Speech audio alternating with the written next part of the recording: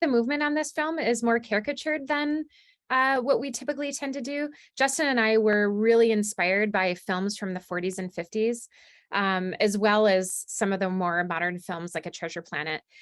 Early on, we were looking into like what would the style of animation be on this film, and we were looking at references from films like Peter Pan and Sleepy Beauty, Ichabod and Mr. Toad, and they are caricaturing. They're still very believable performances, but the way they're caricaturing and really designing those poses is something we were trying to put into our animation for this film. And a lot of that was inspired by Jin Kim's character designs for the characters on this film.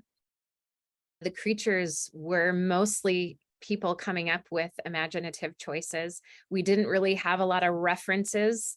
We were looking sometimes for just underwater sea creatures and like, how does a jellyfish move? We really wanted with the creatures to get that organic fluidity. There's no real like bones or anatomical structure in there. So really wanting like rounded corners and rounded edges and that nice organic motion with the creatures.